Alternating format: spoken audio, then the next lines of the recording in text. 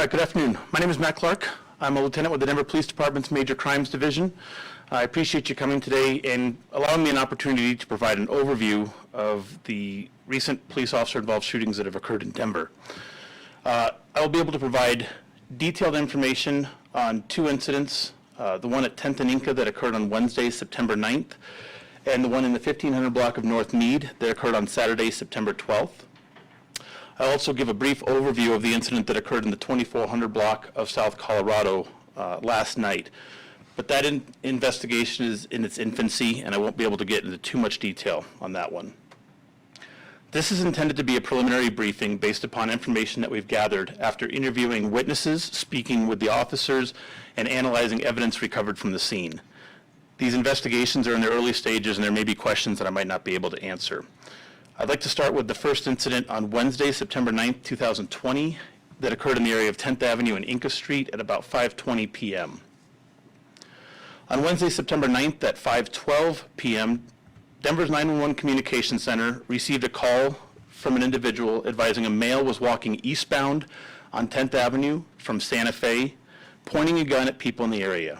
Following this call, multiple additional calls were received by the 911 Communications Center reporting similar behavior with the same subject. These callers also reported that the individual was pointing a gun at people as well as passing motorists. Denver police officers were promptly dispatched to the area. While responding, additional 911 calls were received. These callers relayed similar descriptions. In total, 15 911 calls were received by the dispatch center regarding this individual with the weapon. The weapon was described by many of the callers as a black or silver handgun. The first officers arrived in the area of 10th Avenue and Inca Street 9 minutes later at 5:21 p.m. These officers are uniformed patrol officers who are working in a two-officer assignment driving an unmarked Denver police vehicle. The officers observed the individual that was described by the numerous 911 callers. When they saw him, he was standing in front of a vehicle that was parked eastbound on the south curb line. The subject was standing directly in front of that vehicle. He had his right arm raised and had a handgun pointing directly at two occupants that were in the vehicle. The officers gave the subject a verbal command, and it was at this point that he became aware of their presence. The subject turned his attention towards the officers who were to his east, and he began walking towards them with his right arm extended and a handgun pointed at the officers. This gave an opportunity for the two individuals in the black vehicle that was parked to flee. The passenger fled to the south and the driver was able to flee to the north. As the subject continued walking towards the officers with the handgun pointed, the officers feared for their safety. The subject had previously disregarded their commands. The officers both discharged their weapons and struck the suspect. He fell to the ground at that point. The officers immediately stopped shooting their weapons upon recognizing that the subject was no longer a threat. The officers promptly called for an ambulance to respond and approach the suspect. They secured him and began to assess his medical needs. That individual was transported to Denver Health Medical Center and was later pronounced deceased. None of the officers in this incident were injured. At the scene, investigators recovered a black airsoft gun. This gun is a realistic replica of a Glock 17 semi-automatic handgun. I'll have a picture of that momentarily to show. The officers involved in this incident were equipped with body-worn cameras, and their cameras were activated upon their arrival and throughout the interaction with the subject. In addition to the 15 911 callers regarding the subject's reporting the subject behavior, there were multiple witnesses interviewed as part of this investigation, and these included the two individuals that were in the black SUV that the subject was seen standing in front of. Both of these occupants reported the subject was attempting to steal their car at gunpoint, and they were confident that the handgun that the subject possessed was a functioning firearm. In regards to the officers, the two officers involved in this incident were both uniformed officers, police uniform, again driving an unmarked police SUV. Both officers are assigned to the department's citywide impact team. One officer started in 2013 and the other in 2015. And neither officer has been involved in a prior police shooting incident. As per our standard protocol, both officers will be on a modified duty status at this point. The subject's been identified by the Denver Medical Examiner as Antonio Blackbear. His date of birth is February 18th of 1979. The investigation of this critical incident is being conducted by the Denver and Aurora Police Departments, as well as the Denver District Attorney's Office. The investigation will be monitored by the Office of the Independent Monitor, which is a civilian oversight entity. I would encourage anyone on this incident or any of the incidents we speak of, if they have information or video of the incident, to contact the Denver Police Department or Crime Stoppers. I'll show a couple scenes, shots that were taken from the scene or from surveillance cameras that we captured, and then I'll be able to answer any questions. This is a picture that was recovered from surveillance video at a nearby car repair shop. What we're seeing is the subject, who's highlighted in the red, standing in front of a vehicle, a black SUV parked on the south curb line. The subject has his right arm extended, and he has a handgun. It is difficult and grainy to see, but when the video is running in motion, it's more clear. The Denver police vehicle is in the top right portion. It's the police SUV in the top right of the screen. As I described, the officers announced their presence and gave him a verbal command, which he turned his attention towards the officers. This is another video that was captured. It depicts the subject walking towards the officers, his right arm extended and the handgun in his hand pointed towards the officer's vehicle, which is on the corner of 10th Avenue and Inca Street. The handgun that was recovered was an airsoft gun. It's a Glock 17 replica. It's stamped with Glock insignia. It looks exactly like a functioning Glock 17 handgun would appear. At this point, I can answer any questions on this incident before we move on. Can you just describe the difference between an airsoft gun and a real Glock? Is it not a real gun? I mean, can you just understand the difference? It is not a firearm with a firing pin and it's striking a primer like a typical firearm handgun would. This is meant to look exactly like that functioning firearm would look. That gun would be capable of shooting like a pellet or a BB type of round.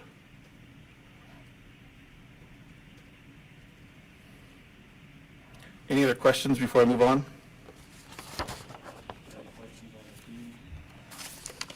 Anybody on Teams? Okay. The next incident I'd like to discuss occurred on Saturday, September 12th, 2020. Real quick, is that okay? Yes, make sure that it's on speaker. Oh, okay. Give me just 1 minute. Okay. The next incident occurred on Saturday, September 12th, 2020 at approximately 4:24 in the morning in the 1500 block of North Meade Street. This incident started with deputies from the Adams County Sheriff's Department who were conducting routine patrol in the area of 58th Avenue and I-25. A deputy was in the parking lot of the Circle K convenience store at that location when he observed an older model white Ford Explorer in a parking space with no visible license plates on the rear of the vehicle. The deputy monitored the vehicle and watched it as it exited out of the parking lot and onto Broadway going southbound. At approximately 4:06 in the morning, Adams County deputies followed the vehicle and initiated a traffic stop in the 5600 block of Broadway. The driver initially pulled over to the curbside and stopped the vehicle. As the deputy was exiting his vehicle, the driver promptly accelerated away southbound from the traffic stop. Adams County deputies pursued the vehicle as he fled southbound. Shortly after the pursuit was initiated, the driver flashed a handgun in the air with his left hand out the driver's door window. And moments later, after pulling that gun back into the vehicle, he then pointed it back out the window towards the pursuing deputies and fired multiple shots. The pursuit continued with Adams County deputies. They notified the Denver Police Department. The pursuit continued for 14 minutes, concluding in the area of Canejos Place and Meade Street at 4:20 in the morning. It was reported that speeds during the pursuit reached 90 miles per hour. Along the pursuit route, there were several significant events to highlight. The first two shots that were fired by the driver occurred shortly after the vehicle fled the traffic stop in approximately the 55 or 5400 block of Broadway. The driver fired additional shots at the pursuing deputies in the areas of 48th Avenue and Fox Street, in the area of southbound Federal Boulevard near I-70, and possibly on 6th Avenue and I-25. At 4:17 in the morning, 11 minutes into the pursuit, a female passenger called 911. That call was routed to the Denver Communications Center. The female caller was frantic and reported the police were chasing her. She told the call taker that the male driver was going to shoot her if the police did not back away. In the call taker could hear the man screaming. The officers recognized the danger created by the vehicle pursuit and worked to employ forced stop methods to quickly terminate the pursuit. Officers attempted to box the vehicle in near 6th Avenue and Sheridan Boulevard, but this effort was unsuccessful. The subject drove around the blocked vehicles and continued northbound on Sheridan Boulevard. In the area of 14th Avenue and Sheridan Boulevard, Adams County deputies attempted to deploy stop sticks.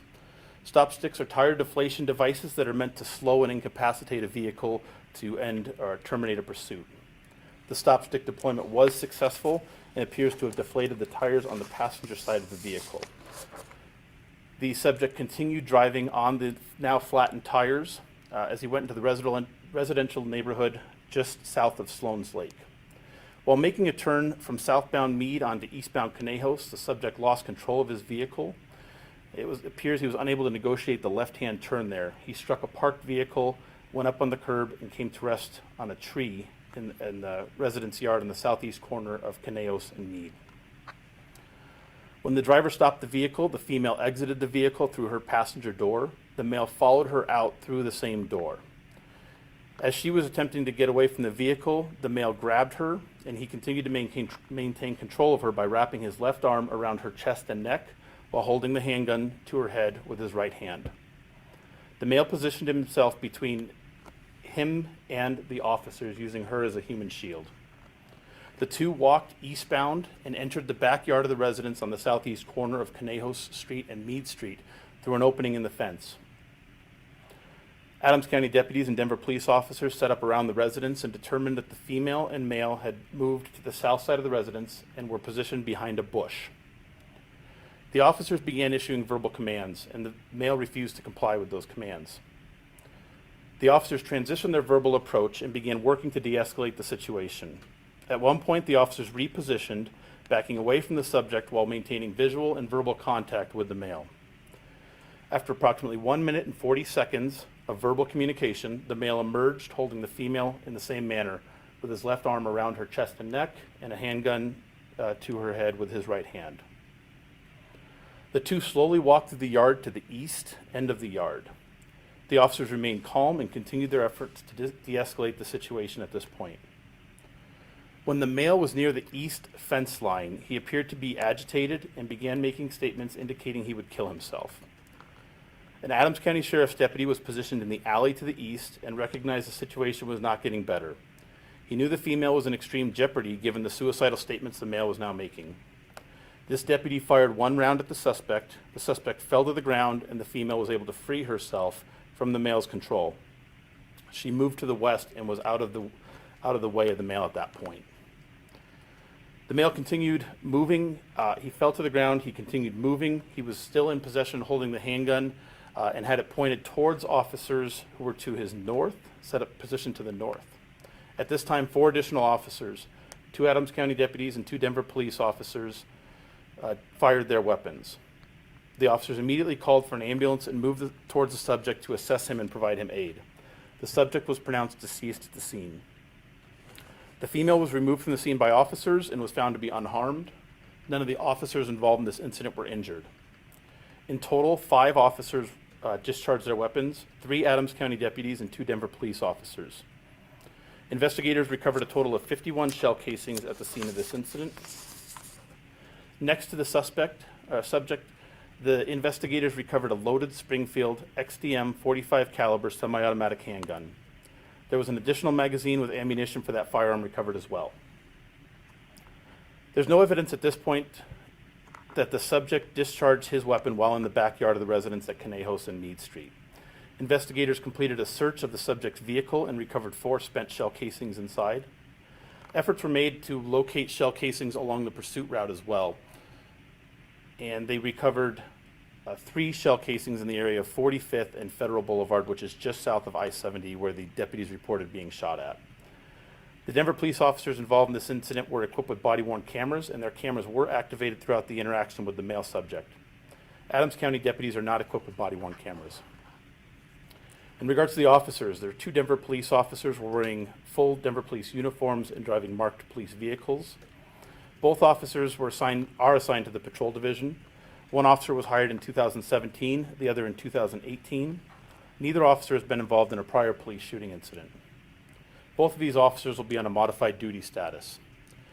In regard to the Adams County deputies, all 3 deputies were uniformed patrol deputies driving marked Adams County Sheriff's Office vehicles.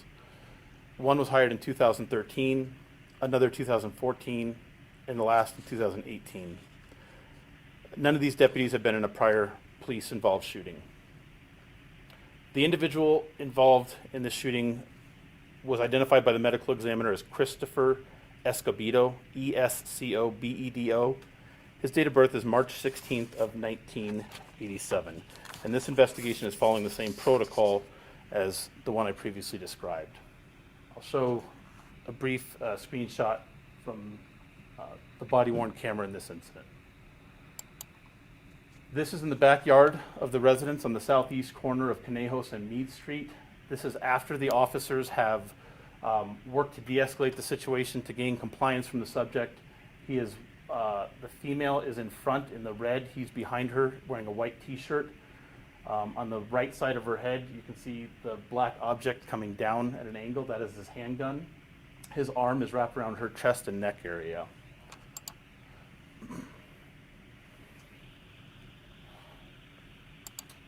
Officers recovered a Springfield XDM .45 caliber firearm with another magazine that had .45 caliber ammunition loaded in it as well.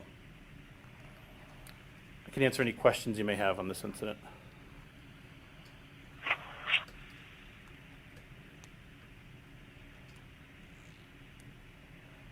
I have a question. This is Elise with the Denver Post on the phone. Can you guys hear me? Yes, ma'am. Go ahead. I wanted to ask, did Denver police also engage in this car chase? Our officers, we did have Denver police officers in marked vehicles as part of the line of vehicles. At no point were they close to the suspect, though. They were farther back. And Okay, so no DPD officers were pursuing this vehicle during the chase? That's correct. Okay.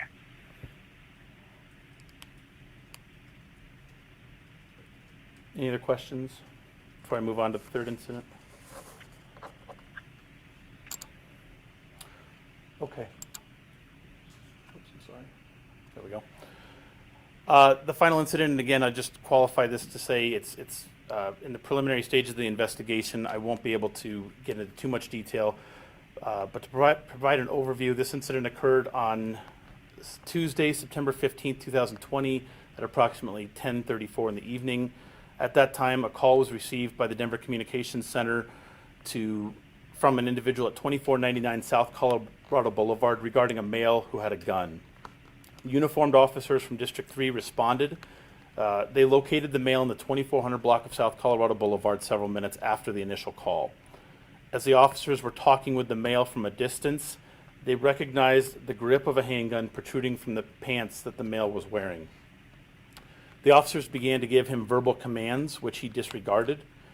At one point, the subject grabbed the handgun and removed it from his pocket, at which time Denver police officers discharged their handguns multiple times.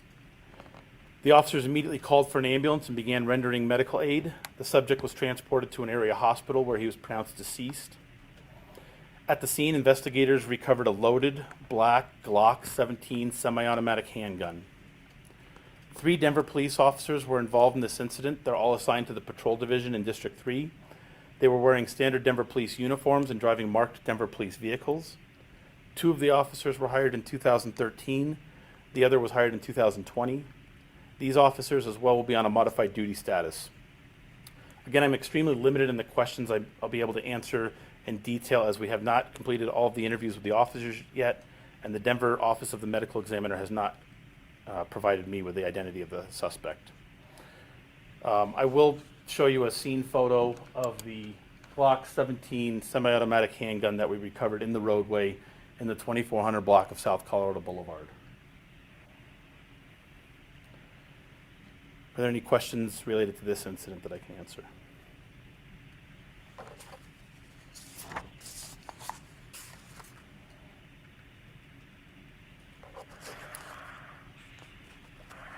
This is Elise at the Denver Post again. In this incident, did the person point the handgun at officers? Did he remove it from the pocket? Like, what was that motion? Yeah, at this point, all that I can speak to is that he removed it from his pocket. We still need to complete interviews with the officers to know exactly what they saw. So you can't say if he pointed it at them. I can't at this point. Once we get more information from the officers, what their perception and what they observed there, then we'll know more information. But this soon into the investigation, those interviews have not been completed. I do not have that information. Okay.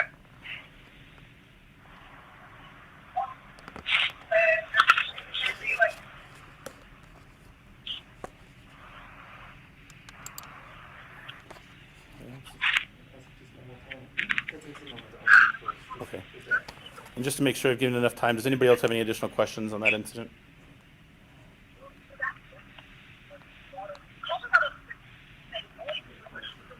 Sorry. Go ahead, sir. I wanted to ask, I noticed that Chief Thomas mentioned the man's race yesterday. That isn't typically done during some of the other shootings. Why was the man's race said so quickly yesterday? We've been getting more and more questions on that at the onset of these investigations. I believe Chief Thomas was just trying to relay the information and be transparent from the onset. Is that going to be common practice moving forward? Oh, I would imagine if the subject's race is readily identifiable that we would be able to do that.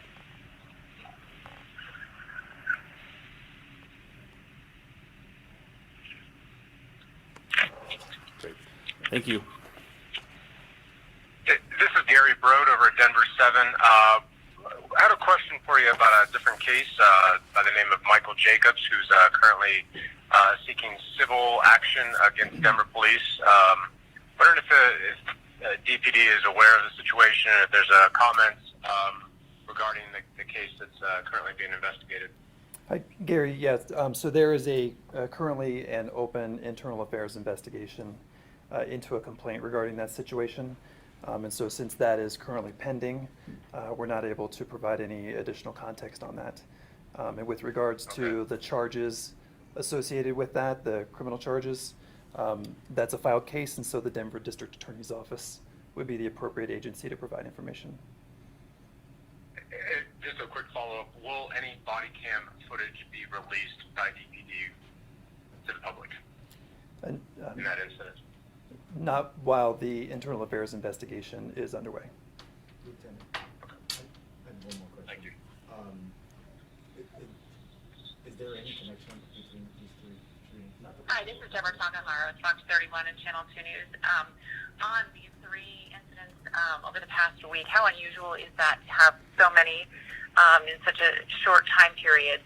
And would any of these suspects still be alive had they not pulled a gun? Or even a fake gun? Deborah, this is Paul Pazin just jumping in real quick. This is very unusual, but again, we're in very unusual times. It speaks to the challenges that we have with regards to the availability of guns, specifically illegal guns. We have had a significant increase in stolen guns in our city in 2020. About a 36% increase in stolen guns out on our streets. It's also well documented that we have seen an increase in shootings as well as an unfortunate increase in gun-related homicides. We are asking responsible gun owners to be just that, responsible. Secure these firearms so they don't end up out on the street. This is truly about community safety. When we look at the incidences or we look at the crime challenges that we are facing, this is all about community safety. People pointing guns or using guns to settle disputes, people utilizing guns and weapons in order to further crimes, and we are asking our community to help us by securing these guns, being responsible gun owners, and if you are aware of any illegal guns out there, that we work together to safely get these guns off the street. We are asking all of our community to put the guns down, to put the guns away, and help us have a safer Denver moving forward. Thanks, Deborah. Thank you, Chief. And do you know at this point if any of the guns used, or at least in the last 2 incidents, were they stolen? Those are not part of the preliminary investigation that we could share at this time. And then in that first incident, did those officers believe that that was a real gun? Yes. I'm going to step away, Deb. Yeah, this is Matt Clark again. Yes, the officers were very confident that was a real handgun, that their life was in jeopardy, that he was continuing to close the distance between them, and that he would fire upon them. Great, thank you.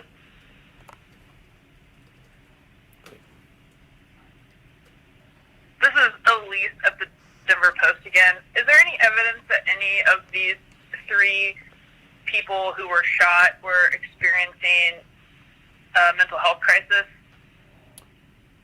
Not at this point. We don't have evidence of that. We also are still waiting on toxicology to determine what, if any, substances these individuals may have had in their system. Does the department have any idea if any of the 3 individuals were experiencing homelessness? I am not sure at this point. I don't know if we have not looked into that.